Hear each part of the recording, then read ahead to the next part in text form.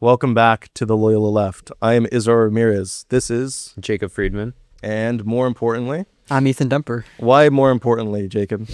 Because of his quite curated, like very tasteful LinkedIn. Yeah, it's profile. really beautiful. 278 connections. How'd you do that? I mean, I spent a lot of time building it. Yeah, it looks like it's it. good biography. It's a beautiful face on there, an even more beautiful biography. Yeah. I'm kind of delaying us talking about the elections because none of them are really good. Yep. Ethan, though, you work on someone's campaign, don't you? Yeah, I'm working on Nithya Raman's campaign for mayor of Los Angeles. She's running against Karen Bass. That's the incumbent. She's running against Spencer Yeah. Pratt. That's the crazy person Crazy who Republican. like in second place right now. Yep. Let's go one by one for the mayoral. Karen Bass, any thoughts? I think that she's received some degree of unfair criticism for her handling of the fires. I would say some of the things that were brought up, her being out of town, different, fire department funding, those were all minuscule, probably not a major factor in being able to prevent the fires in any way. What it has been is a few years of inaction. It's been folding to corporate interests. It's been sort of going back on a lot of things that were promised to put forward a more progressive Los Angeles. And I think that's been really problematic for me. That's what I'm sick of, right? Like these people who go on and say they're progressive and then walk back on basically everything that they're going to talk about, right? Yeah. They're going to do.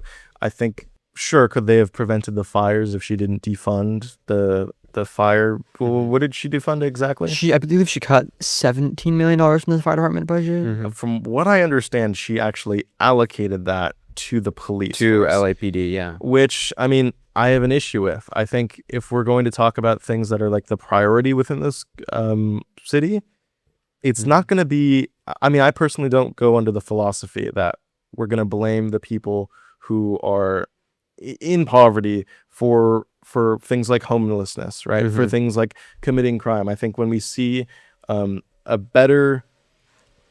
we see a more comprehensive flow on, like someone was talking to me the other day and it was like, I kind of hate when people say this is the solution to homelessness, right? It's like, this is the one thing that we're going to do, and it's just going to be increasing the amount of people, the police force, and we're going to decrease the amount of people who have access to drugs, and then boom, everything else is fine. When we're ignoring a lot of things, like people can't afford to live in the city. Exactly. I mean, like, at a base level, no one wants to be homeless, right? So for someone to be in that position, there are so many systemic failures where, the average person will, to their best ability, take every opportunity to prevent them from either preventing them from becoming homeless or to get out of homelessness. So the fact that we do have such a large homeless population in the state of California means that there's a systemic issue with how many opportunities there are available to people. That's what I'm looking for whenever I'm electing someone, or when I'm voting for my first time, actually, as I'm voting for the first time. Yeah, exactly. It's going to be you and our first time voting for engaging in electoral politics. I'm looking for someone's framework on how how they see the world, right? Do they just say things, or do they actually believe in the same framework that I do, so that I know when it comes to other issues, they're going to handle it the same way? Exactly, because I think that on a campaign trail, you can't expect there to be this other person who's going to articulate every single opinion that you have in the exact same way that you have it. But what you can expect is for someone to articulate a framework that is aligned with yours. So when it comes to certain issues, they're going to take a similar stance, because when they see a world a certain way, they're going to arrive at similar conclusions. And I think that for you and me, that's definitely something that we look for in candidates, is do they have a grounded understanding of the world, of socio-political issues, and do their proposed responses to the issues that they have articulated, do those make sense?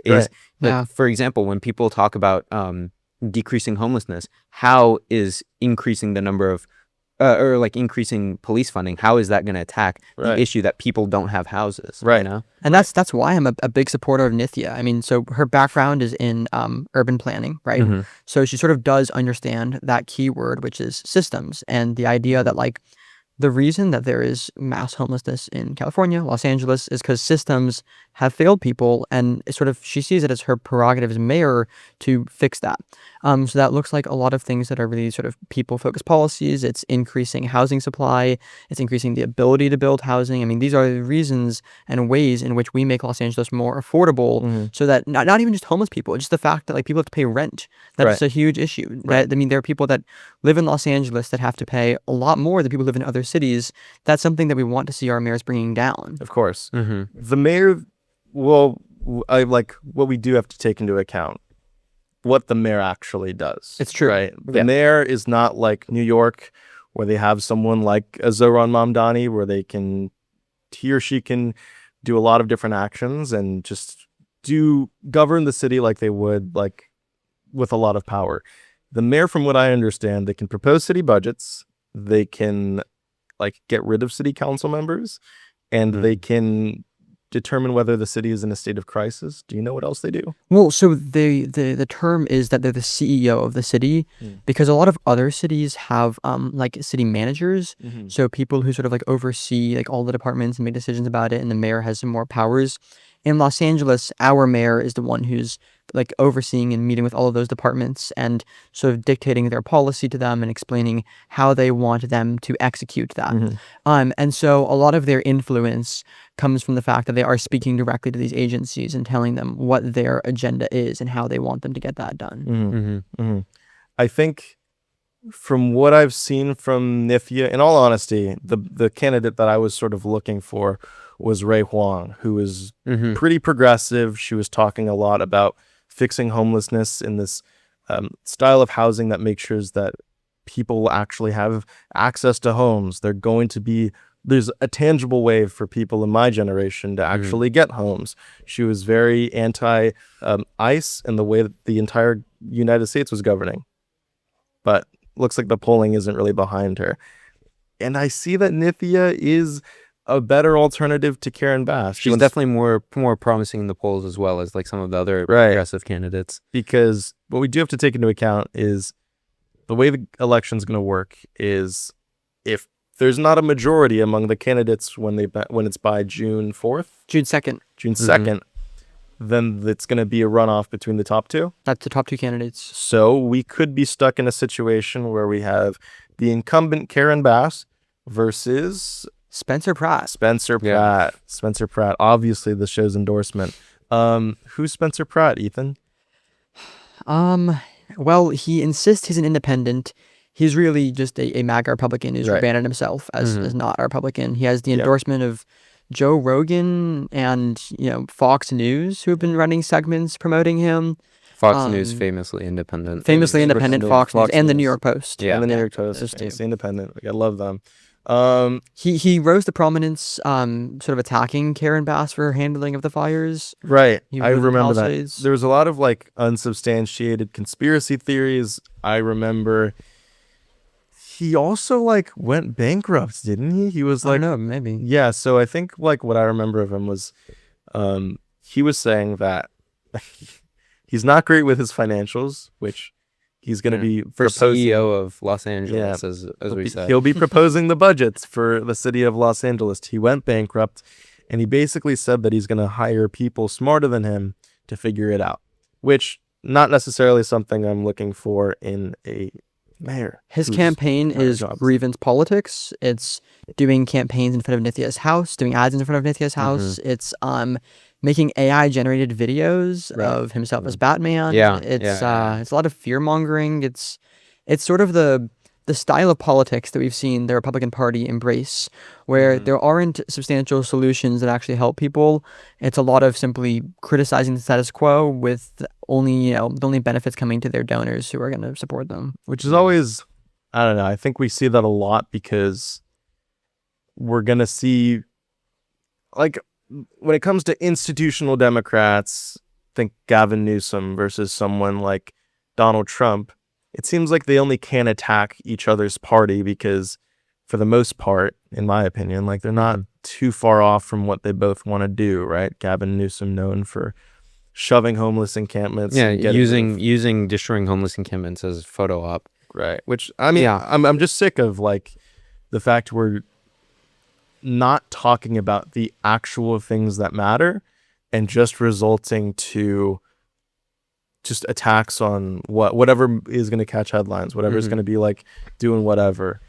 I'm not saying like you have to stay civil, right? I think you can call out people who are doing things incredibly wrong. But Exactly. I do think that there is a time and a place for personal, I don't want to say attacks, but personal critiques, right? right. like- Like, yeah, there are some flaws with a lot of people that I think disqualify them as candidates. Exactly. Yeah. Because when they're given this position of power, you do have a, like, you as a citizen of a place have a vested interest in the person that you're electing. You know, you need them to be of a certain character. So it does make sense that like you would want to critique the character of, you know, an opposing candidate. But if you can also explain what harm they're going to bring, Right. like name calling is essentially what it, you know, Yeah. reduces down to. I mean, And that's why I think it just disqualifies Pratt as a candidate. We don't. I'm sure most of you are going to understand that living in California, Pratt's already probably disqualified from your ballot. Yeah. But I mean, yeah.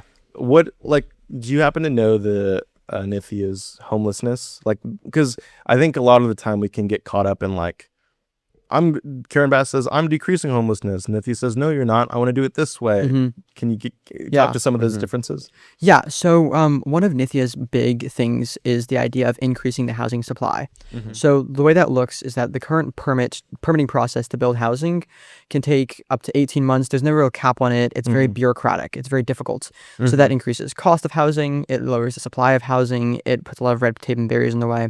What she wants to do when she enters office is to put a cap on that. It's either 2 months or maybe 3 months. It's like that's the amount of time it's going to take, and that's the maximum amount of time the city is going to take on deciding your permit. Right. And that's going to rapidly increase the supply of housing, which in turn brings down the cost of it. So that makes housing more affordable for people because, you know, renters can charge less.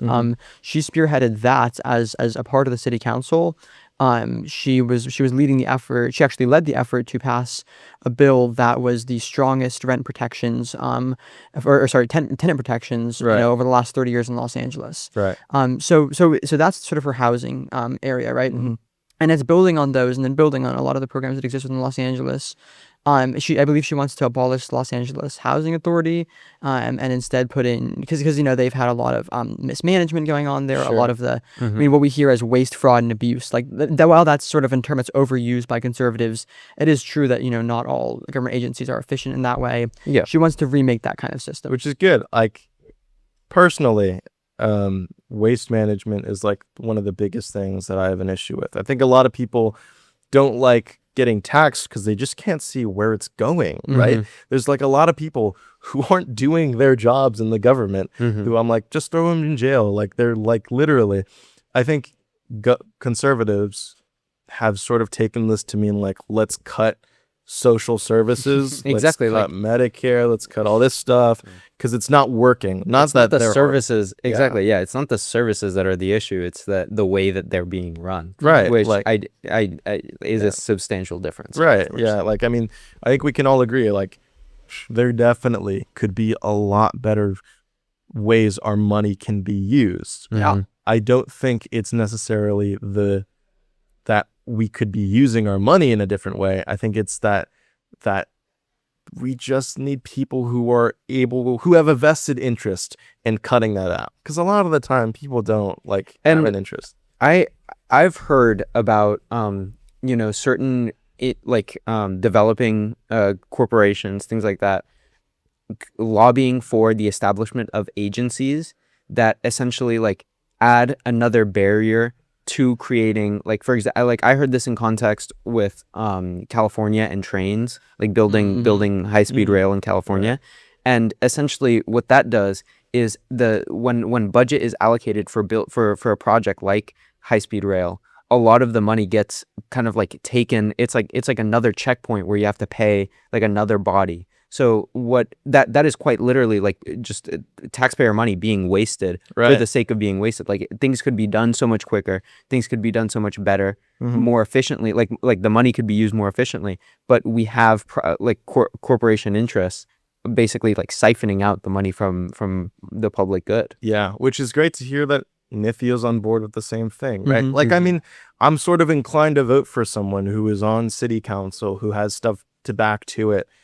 When I think of Bass, I don't think of someone who's really put, like, backed up what she claimed to have been, right? A progressive running against someone who was like, what, like Rick Russo, and Yeah. that one who's like, I mean, that's one of my issues with politics in this situation, right? Like, Karen Bass could just be a Democrat, and versus like someone who's switched from a Republican to a Democrat, right? It's like we don't really have a whole range of options here. We kind of just have to pick like who's the lesser evil. I'm Yeah. just kind of like sick of that. And then I think the big thing to note about a lot of these elections that are coming up, with the Supreme Court's decision to sort of allow all gerrymandering, local Yeah. races are becoming increasingly important because that's going to control, that's going to decide who's controlling the maps of each state, which really controls Congress. Right. It all leads up, to a lot of the major power in this country.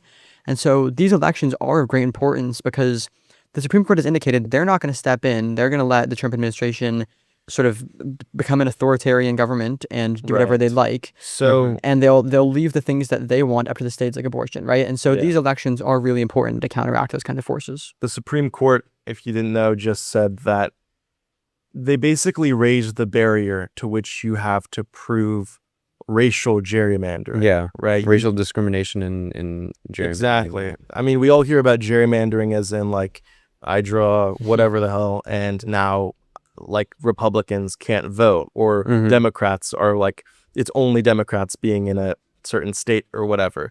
Racial gerrymandering is something that the federal courts could prosecute. That like that's something that could be overturned and can be fixed. Regular gerrymandering, not so much. But if you can prove that it was racial gerrymandering, that is in racial discrimination was happening, then typically you would be able to, like, that map would instantly be erased.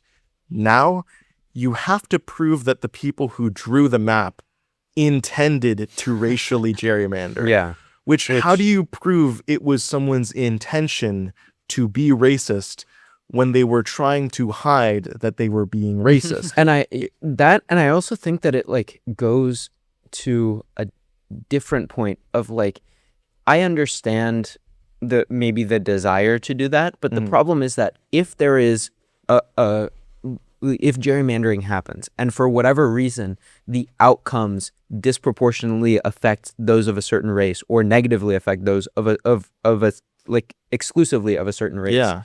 it should be overturned regardless, because regardless of what the intent was, systemic racism is being, enacted, and there are material consequences to that line, whether or not there was intent or not. Right. So not only is like intent to discriminate racially like an impossible thing to prove, essentially, but it's also just like a bad metric, because I think that that racism can happen whether or not it's intended. Like implicit bias is one thing, but also even if the line is completely random but disproportionately affects a certain race, that should be overturned. That's the issue. That's the distinction, right? Like racism shouldn't just be, I think of a certain prejudice, I think someone's superior to each other. What is it? Who is the system benefiting? Who is it specifically Yeah, exactly. not benefiting? I know that was a long-winded thing to say. This election matters a lot. Yep. Right? I think from what I understand, it's Karen Bass has mostly done stuff like temporary shelter management, from what I'm reading, not really solving the fact that people can't afford the fact that they can't get permanent housing. They can't afford to actually. It's not just in the system. Right. It's not just basically saying that when we show that homelessness goes away, right? Like, so what? I can see that there's homeless people. Even if I can't physically see homeless people, but they are still homeless. That's an issue that needs to That's be an addressed. issue. Yeah. Like, I don't really care whether or think not that- I see homeless people. Yeah, I want them to have housing. I want people to contribute. I want people to like not be dying from the fact that they can't find housing. Like, that's messed up. Of course, like it's known that politicians care more about optics than anything Right. else. But quite literally, like you can tell when a candidate only cares about an issue. So insofar as that it either advances their campaign as like a quote unquote progressive candidate. So if you like lower the amount of homelessness visible, Mhm. you know, to everyone, it's like, oh, well, there are less homeless people. And it's like, no, there are just less homeless people that you see. Right. Mm-hmm. But also, you know, I think that the average person cares about homelessness as like a humanitarian issue more so as in like a quality of life issue. Like I want to do whatever I can to prevent homelessness, not because I see homeless people, not because like you'll walk through Skid Row and see it and experience it, but Right. because you know that there are people who live through that 24/7 and that's Exactly. their lives. Exactly. I think, do you happen to know if, like, exactly, there was a policy, I think, that was Karen Bass supported, that was talking about, like, homelessing, like, it was a Nithya Raman complaint. It was saying that Nithya Raman is against this, this housing policy, this homelessness policy that said homeless people shouldn't be near schools or whatever, right? Are you aware about this? Yeah. So this is a pretty major point that she's been attacked on. I already know from what I've done the research on. The thing is, okay, the policy is that homeless people can not be in a certain range of schools and I think some other infrastructure. What that ultimately does is it leads to homelessness being very, very heavily populated in only certain areas, right? I think Karen Bass supported this, but that's another one of those things that it's not attacking the system, right? It's just like, You're not addressing the issue, you're only addressing the symptoms. right, Well, exactly. and so the biggest reason I believe she's opposed to it is because homelessness is already illegal in California. I mean, you already can't be homeless. Like Right. it was against it, right? So what this does is it was simply a bill that certain members of the council were weaponizing to get homeless people out of their district. Exactly. They were picking them up and moving them out. So it wasn't actually addressing the issue at all. Criminalizing homelessness, essentially, Yeah, which exactly. is like beyond messed up, right? Like you think about the things that homeless people, like regardless of what you're talking about, like what led them to that situation. If you think about, okay, how do we get them out of that situation, not just get them out of my sight, right? Think about everything that's messed up, right? They don't have clothes so that they can go to an interview. They don't have like the ability to move or get the showers, or they don't have credit. They don't have like a bunch of other things that, I mean, thankfully I was like blessed to have from being born in like the correct family, you know what I mean? And so it's like, when this is just what your solution is, how do we fix homelessness?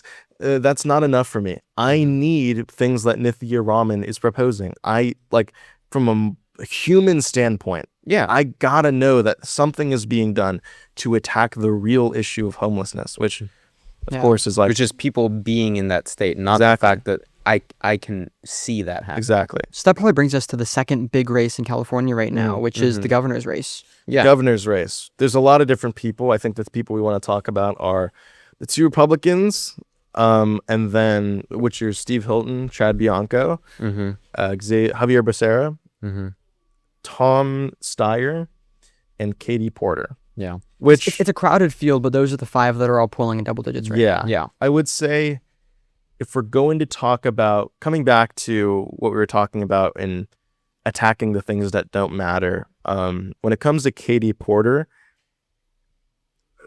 if you aren't aware, the main criticism against her, I mean, if you look up, why don't people like Katie Porter?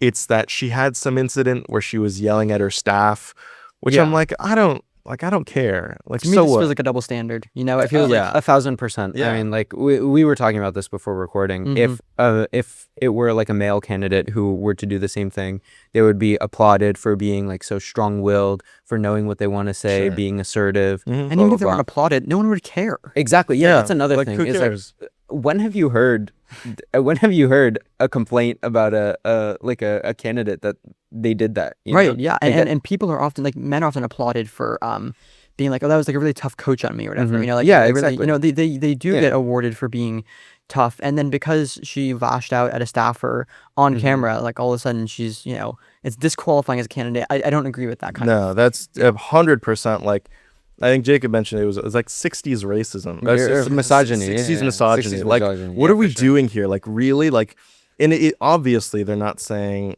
I don't want a woman as my governor, but that's pretty clearly like if that's what you're attacking, of all things. Exactly. At least implicitly, it's something about her being a woman that frames the way you understand that incident. Which, Exactly. I mean, like, is such a non-issue that for that to be a disqualifying factor, I think is like it. That's It's Twitter silly. stuff. It's exactly, That's stuff yeah. you're gonna see on Twitter. That's Mhm. like the headline for why you shouldn't vote for someone, which is again not what we want to do here, right? We want to see like, does their worldview clash with what I'm thinking, Yeah. right? And how are their policies, how are their actions going to manifest materially? Exactly. I think, truthfully, I'm not the biggest fan of anyone in this race. I'm frustrated. I'm upset, and I mean, let's talk about it. Let's talk about the people that Yeah. are in this race. I think when we saw the gubernatorial debate, the fact that literally every single person was asked, and I'll put the clip up. Yes or no? If this is, again, if it's on your desk as governor, do you support the wealth tax which is on the ballot, which the governor fears is driving billionaires out of the state? And according to the Franchise Tax Board, they pay for about 40% of the income tax. Mayor Villaraigosa, yes or no? No. Congresswoman? No. What was the question again? Sheriff, the wealth tax, do you support it or do you oppose it? Absolutely not. Mr. Hilton? No. Mr. Steyer? If it's on the ballot, I sign it. You signed it. Okay. Secretary Becerra? No. Mr. Mahan? No, we should charge billionaires in other ways. Do you support the wealth tax that's going to be on the ballot if Specifically, the billionaire tax. the billionaire tax? Right. That if passed, would you support it? Everyone said no except for the billionaire. Funnily enough. Yeah. But there's this idea. I mean, Katie Porter. We'll start with her. She said no to the billionaire tax. I guess the idea here is that you're going to drive billionaires out of California, which is like, come on. I mean, the reality is it's a one-time 5% tax, Yeah. right? So it's not something that they're going to have to continuously endure. It's something that's meant to actually balance a lot of the healthcare cost cuts that have been made by the Trump administration, correct? Trump cut a lot of Medicare. A lot of people in California are struggling. And for some reason, we think that we're just going to bend to the will of the billionaires who have like a bunch of capital. And we're just going to let our politics be decided by the people who have capital. And I mean, hopefully you can put examples up on screen, but from my understanding, historically, it has not been the case that That's also true. Increasing the tax on billionaires will have people leave just because of like all the benefits of living in the city, especially like Los Angeles. We have Silicon Valley. Yeah. We have or especially California because we have Los Angeles, Silicon Valley, San Francisco. Like there are so many things that are enticing for billionaires that a one-time tax is in no way going to have a significant effect on the third largest economy in the world. man. Exactly. Third, fifth, one of those. Yeah, top five Yeah. largest economies in the world. Wyoming has the lowest tax, like some of the lowest taxes in America, but you don't see any billionaires Exactly. headed in Wyoming. They love LA. They love the weather. They love being where the culture, there's a great culture here. They And want on to the be part of topic it. on the topic of taxes, historically, we're at an all-time low for the top one top 1% tax bracket. In the United States, they've been as high as like 90% at one point in our like recent history.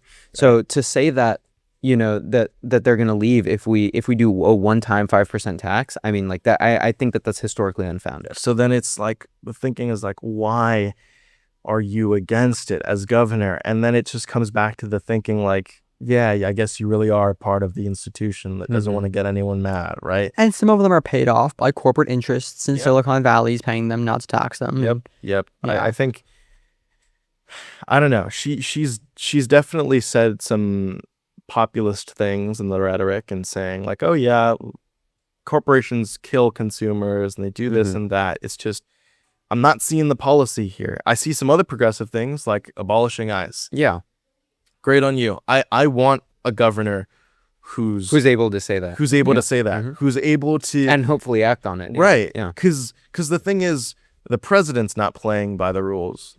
I don't want a governor who's going to say, I'm going to be the bigger person. No, we're in like a situation where we need someone to fight back. And on I also wrong don't- things going on. I also don't think that playing by the rules is being a bigger person when there is like an almost objective moral evil being acted out, like just saying like, oh, I'm not going to do anything because I'm going to follow the rules. I mean, like you're just letting it happen. If you're allowing something bad to happen when you ostensibly have power to prevent it. I mean, I don't think that's... So, I mean, let's talk about the other candidates because Right. So we have Sorry, quick summary on Porter. Yeah. I wish she went enough. Like she's progressive, yes. I think people are being unfair to her. I unfortunately think she's too low in the polls to really Yeah. to have much motion. And I'm just worried about how institutional she is when she's just relying on market fixes and not going far enough when it comes to attacking corporations. But I do think there are valid criticisms of her, and we can show and link articles, and I can write a bunch of stuff on the screen as well. But yeah, I mean, if we want to talk about the other candidates, let's do the Republicans. I mean, okay, these are proud oath keepers. These are people who say they want to incorporate MAGA policies into California. Like these are not people that are going to work for you. They're going to be people that are working probably to enrich themselves, probably to make life harder, probably targeting certain groups of people. Right? Yeah, they say they want full cooperation. They don't recognize the things that I think a lot of people are starting to recognize, especially with things like immigration and ICE, and understanding this isn't the way. Like, I think there's a big obsession with the law when it comes to someone like, of course, the police sheriff of Riverside, Chad Bianco. Yeah. And it's like, you remember that moral dilemma from like 3rd grade? It's like, stealing's bad, right? But would you let someone who needs to feed their family steal bread? Of course, right? There's something wrong with the systems that it's like, Exactly. laws to the aren't law. laws aren't moral inherently. What I think's so great is that we as an evolving society make the laws more moral, and we make them in accordance to the way, because we're still figuring out humanity. We're still figuring it out.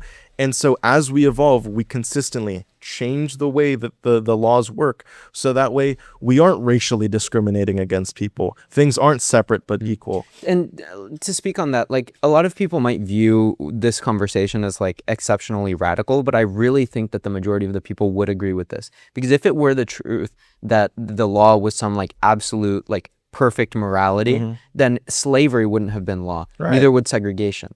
So I think that at a basic premise, most people understand and believe this. Like you see Nelson Mandela in South Africa, right? Undoubtedly a great man who was in prison for however long.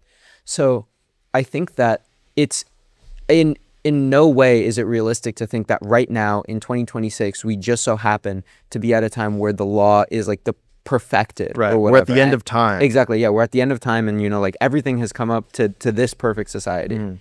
So I fully agree. Like For me, their obsession with law and order, I mean, it's a phrase you're going to hear a lot, is not because they are into justice. If they were into justice, they would have very different policies. It's They'd because be attacking corporations that are exactly, stealing people. They'd be killing. They'd be pro-climate if they were for law and order. right, they're for law and moral order standpoint, because they like the current laws. I mean, it gives them advantages. It lets them say things, lets them attack people in a certain way. I mean, that is their real interest in the current status quo law and order, and I think that's probably what's most problematic about them. And these are not like even the kind of reason, like fiscal conservatives who maybe people would consider because they would balance the budget. I mean, these are people who are just going to spend in ways that simply are better for themselves. But so I think the real person to talk about here is this difference between Javier Becerra and Tom Steyer. I mean, they're the two leading Democratic candidates right now.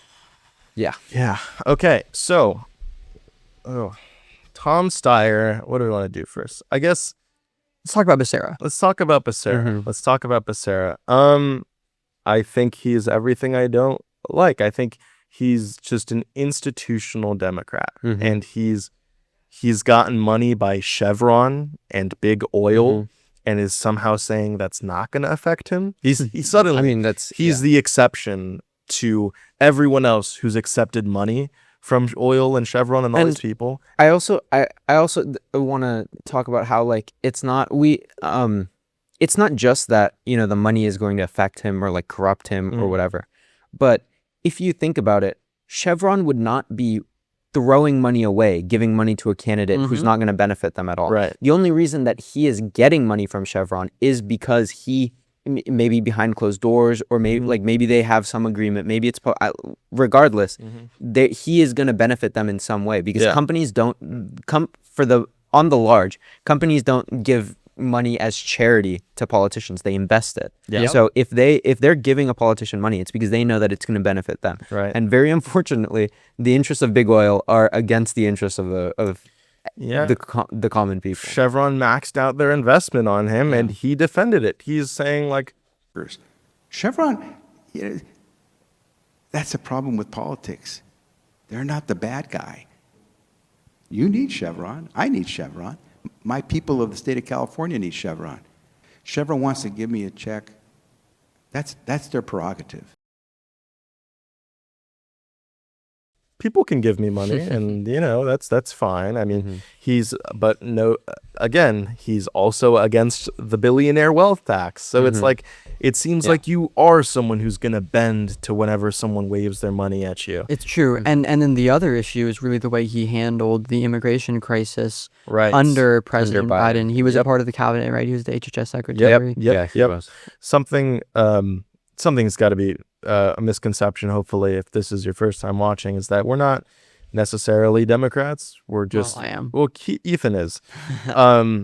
If anything, but even Ethan can recognize like actual criticism of the Democrats. I think there's too much unwavering support for your own party. Yeah. That's kind of gross. Vote blue no matter who. Like you kind of can't, you have to be able to criticize your politicians, because if you don't, they can do whatever they want. I right? think the term public servant has, lost a lot of value. I don't think that people think of politicians as public servants anymore, when like in the end of the day, that is what they should be. That is what politics should be. Right. Is a bunch of people serving the public. And I really think when people become too dogmatic in their support for like a certain political candidate, it becomes the opposite, where you are like justifying candidates doing things that you might think are wrong, but it's like, oh, they had to capitulate to win, or they had to do this, or they had to do that. They just had to take money from Chevron because it's just the way things work. Well, not if you keep saying that. Exactly. Right? It's like a self-fulfilling prophecy. So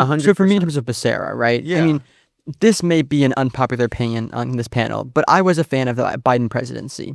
There were also flaws in that presidency, those being probably the border crisis. Sure. And so, really what was done was it was a system that was not necessarily the best to support migrants in entering the country, right? Yeah. It was messy, and Becerra was the one that oversaw that. Yeah, and he, along with Kamala Harris, did he oversee this?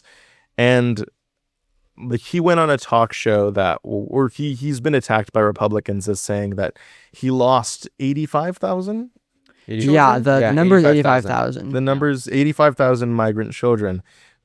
His defense was that he did not literally lose these children from custody. They're just not found. Yeah, HHS placed them with sponsors, and then many of the sponsors or children didn't answer the follow-up calls. But Becerra says that that's after his job, right? That wasn't necessarily him. So if they were exploited by employers later on, well, he wasn't in charge of that. Trafficked as well. I mean, The thing is, the HHS, immigrant communities. they weakened or skipped safeguards in the sponsor vetting process. You can't say that, well, that's outside of my control. The sponsors just weren't doing a good job. When you cut the steps to make sure these were going to be sponsors who would do good jobs. Because then it's your fault then that we have inadequate sponsors. It's that. And he's also, as a result of these migrants no longer answering because they were put with poor sponsors, you're now boosting all of these Republicans and all these conservatives who say, you know what, we can't trust migrants. They'll enter the country, then they'll leave, and they'll do all this stuff, and like you just can't. They're just gonna leave. They're just gonna be undocumented. We don't know where they are. This is what's so wrong. Like this is like such a you're allowing a brutal attack on immigrants because of your own fault. Yeah, and you don't even you have the audacity to say that you won't want to abolish ICE because the governor can't abolish ICE. Well, yeah, we know that. I want to know your view. I want to understand your framework. Are you really just going to say, well, as the governor, I can't say that I can end segregation. Exactly, But because no one, yeah, like no one assumes that the governor is going to be able to make federal, like, is going to be able to get rid of a federal Right. agency. But we want to know that there's someone who understands the flaws with that federal Right. agency and will do the best to make the conditions for the people in their state exactly. better under that agency. If you see a problem with the way ICE is handling it, so fundamental that it isn't just when ICE is following the law. It's their existence as an institution. If you see an issue with that, then you're going to take action against injustice being done to your constituencies. And I want someone who's going to protect me. Yeah, So 100%. yeah, Yeah, and that's really where my two issues lie with Becerra. And so Tom Steyer, I mean, he's not the perfect candidate by any means, okay. But- so best option right now.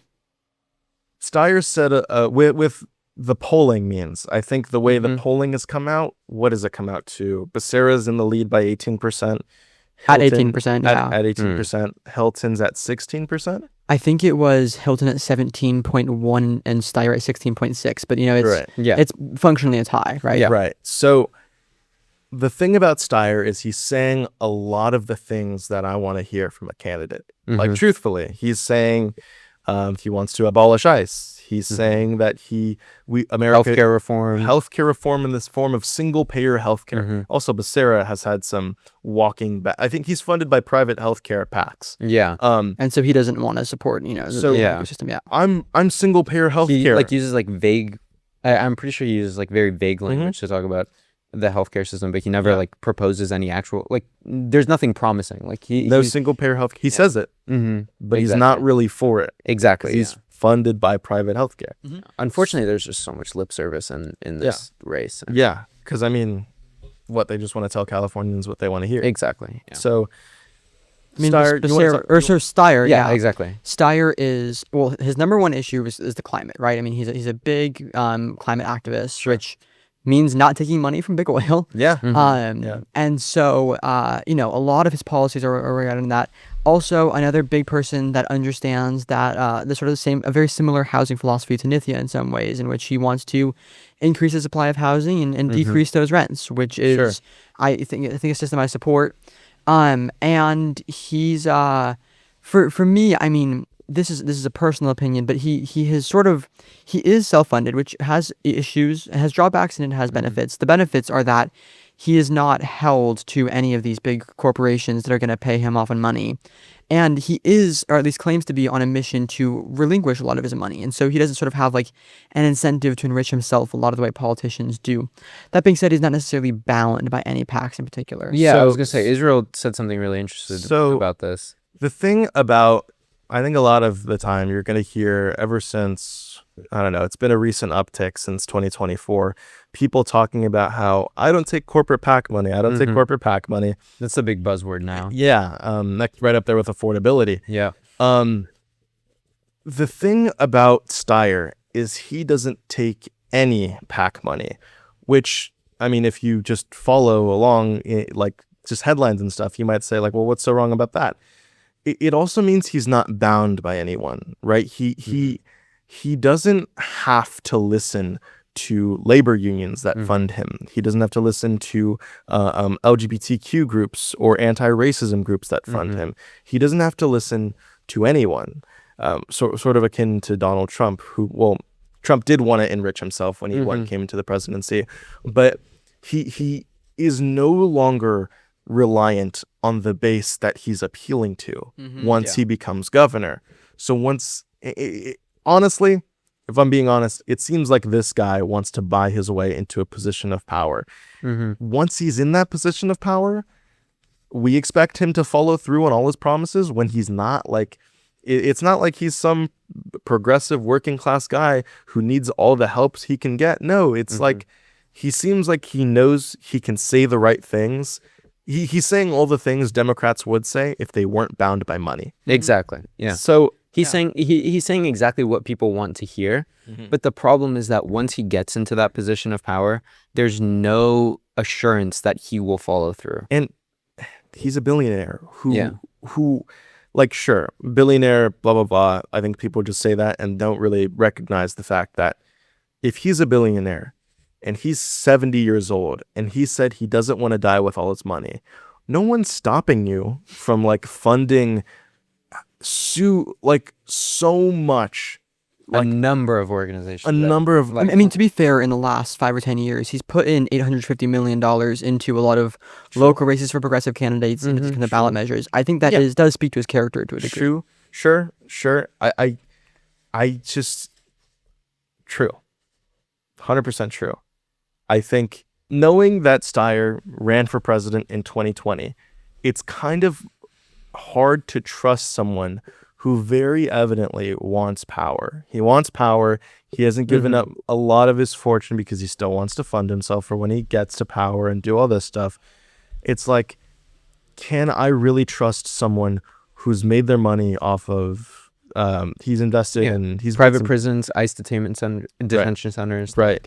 He's made his money, a portion of his money. I won't say it's all of it because it's not. Yeah. From private prisons, ICE detention centers. He pulled out eventually, but still, it's like, if you have this amount of money at this point in time, I don't want you to necessarily do charity, but you could be investing in things that are going to Dismantle these systems. Push you towards your cause. And it seems like this guy doesn't really have a cause outside of environment. He flipped. In 2020, he said he was against Medicare for all. Now he says he's pro Medicare for all. He's been hazy on when it comes to ICE. The guy who's private prison investor is suddenly pro to abolish ICE. How do I know? I'm not just being like told things.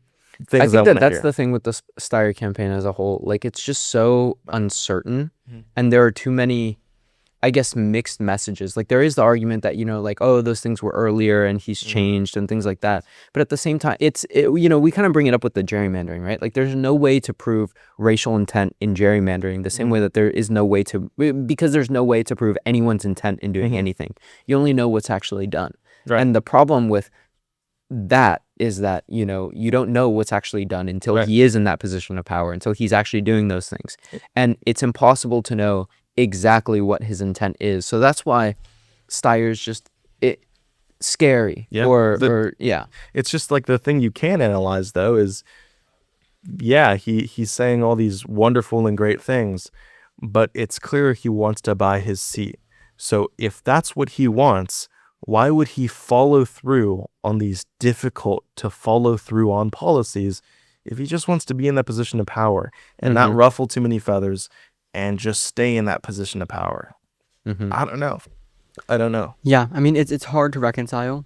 And so really, at the end of the day, right I was now, going to say, that's the thing. Like, this is a critique, but at the end of the day, out of the mainstream candidates, at least, he does seem again, like, he's saying what we want him to say, at least. Whether or not he'll follow through, we don't know, but at the end of the day, you never really do know. So I think we bring this up more to give you guys something to, keep in mind with this whole thing, is that, like, it's something to consider in this election that I think too few do. And, another thing, with electoral politics as a whole, I touched on this when we were talking about, like, Becerra getting money from Chevron.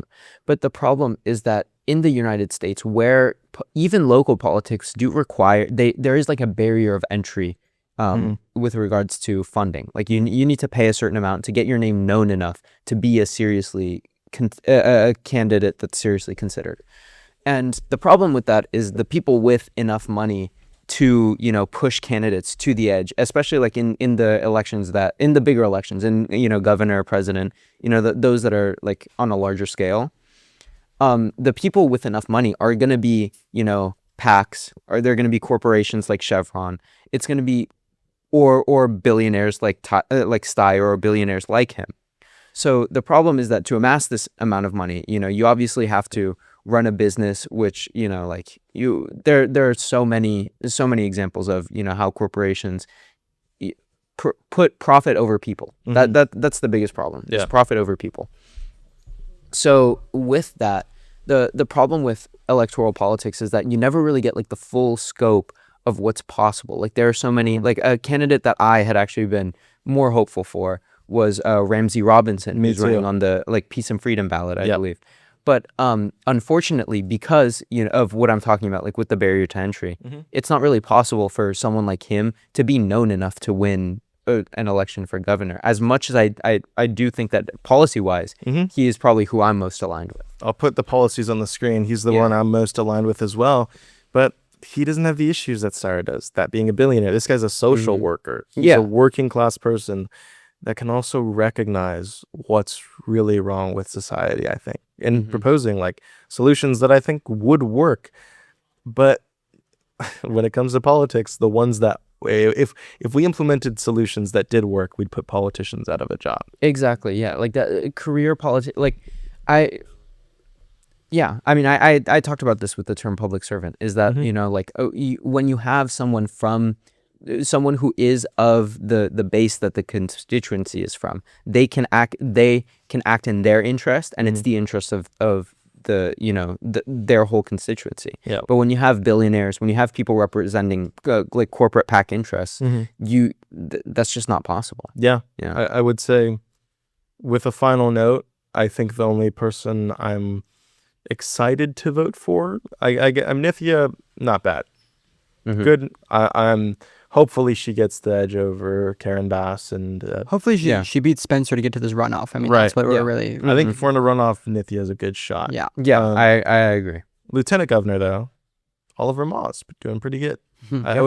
He's got better odds than I would say Ramsey Robinson does of winning. Yes. Yeah. But he's an outspoken democratic socialist who seems to recognize the biggest issues when it comes to what schools are looking to do, because that's one of the biggest things that lieutenant governors can do.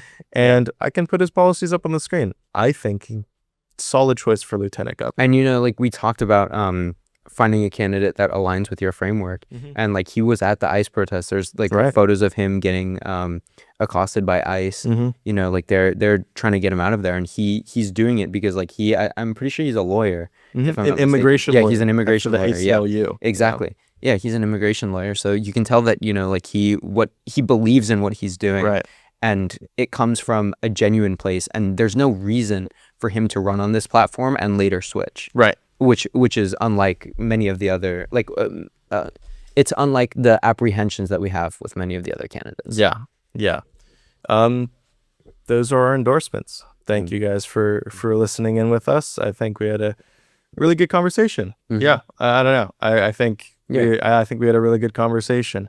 It was a great episode. Yeah. Yeah. Go vote for Nithya. Yeah. Thank you so much for watching. Thank you guys. Thank you.